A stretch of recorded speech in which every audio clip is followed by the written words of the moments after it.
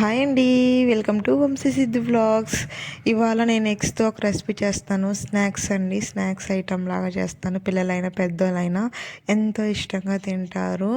నేను వచ్చి 3 boiled eggs తీసుకున్నాను.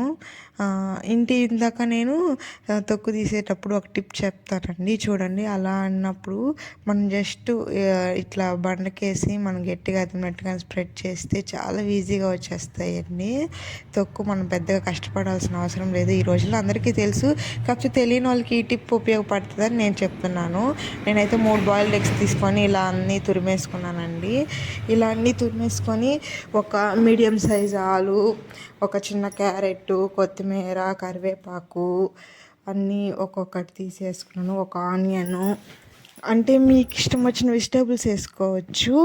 నేనైతే ఇక్కడ మా ఇంట్లో ఉన్నటి వరకు మాత్రమే వేసుకున్నాను. పిల్లలు ఈ రోజుల్లో వెజిటేబుల్స్ అయితే తినాలంటే తినరు కదండి. ఇలా ఎగ్ ఐటమ్స్ మన స్నాక్స్ లాగా చేసినప్పుడు ఇలా ఎన్ని వెజిటేబుల్స్ ఉన్నా దాంట్లో వేసుకుని ఒక క్యాప్సికమ్ తప్పిస్తే, అంటే క్యాప్సికమ్ ఫ్లేవర్ బాగా తెలుస్తుంది కదండి. కొంతమంది పిల్లలు ఎక్కువ తింటారు, కొంతమంది పిల్లలు అసలు తినరు. క్యాప్సికమ్ మాత్రం మీ ఆప్షనల్ అండి. మిగతా ఏ వెజిటేబుల్స్ అయినా దీంట్లో వేసుకోవచ్చు. ఇవి వేసుకున్నాక నేను కొంచెం లైట్గా కారం, పసుపు, జీలకర్ర పౌడరు, సాల్ట్ అయితే మీ టేస్ట్కి తగినంత వేసుకోండి. 3 బ్రెడ్స్ తీసుకున్నాను. నేను కొంచెం పౌడర్ దీంట్లో వేసుకున్నాను, కొంచెం పక్కన తీసి పెట్టుకున్నానండి. ఇవంతా బాగా కలిపేసుకోవాలి. వాటర్ ఏం అవసరం లేదు. ఆలులో ఉండే తడి, మనం ఎగ్స్ కూడా తురిమేసాం కాబట్టి దాంట్లో తడి సరిపోద్ది.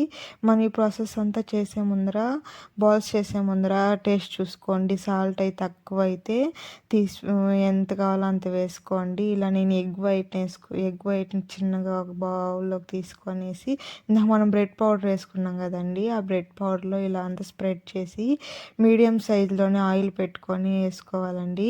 ఆయిల్ మాత్రం ఎక్కువ వేసుకోవాల్సిన అవసరం లేదు. బ్రెడ్ కదండి, ఆయిల్ చాలా పీల్చేస్తుంది. అందుకని నేను కొంచెం ఆయిల్లోనే వేసుకుంటున్నాను. మీకు ఇది టిప్ ఉపయోగపడితే కొంచెం ఆయిల్లోనే చేసుకోండి. ఎక్కువ ఆయిల్ వేసుకొని ఆ పౌడర్ అంతా అలా స్ప్రెడ్ అవ్వాల్సిన అవసరం లేదు. కొంచెం ఆయిల్లో చేసుకుంటే బాగుంటుంది. ఇది కూడా నీట్గా సిమ్లో పెట్టుకొని ఇలా కాల్చుకోవచ్చు. చూడండి కలర్ ఎంత బాగుందో. టేస్ట్ అండి, నిజంగా చెప్తున్నాను, చెప్పాలని కాదు కానీ టేస్ట్ మాత్రం చాలా బాగా వచ్చాయి. పిల్లలు అయితే ఎంతో ఇష్టంగా తింటారు.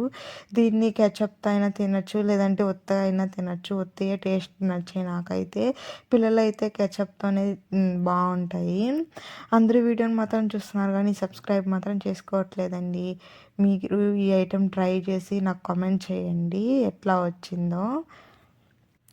దాన్ని స్టవ్ కడని దగ్గర చేసుకొని మళ్ళీ పెట్టేసి అటు ఇటు అయిందంటే ఒక సైడ్నే మాడినట్టు అయిపోతుంది. అక్కడ మీకు ఎక్కడెక్కడ కాలేదు అందులో తిప్పుకుంటూ చూడండి. నేను ఒక్కొక్కటి తిప్పుకుంటూ చేసుకుంటున్నాను కదా. అంటే ఇంకా చూడండి, ఇలా అయిపోయాక ఒక ప్లేట్లోకి తీసుకొని నేనైతే మా పెద్ద పాపకి ఇచ్చాను. వేడివేడిగా తిని చెప్తుంది. తినేసి సూపర్ మమ్మీ అంటుంది. నచ్చితే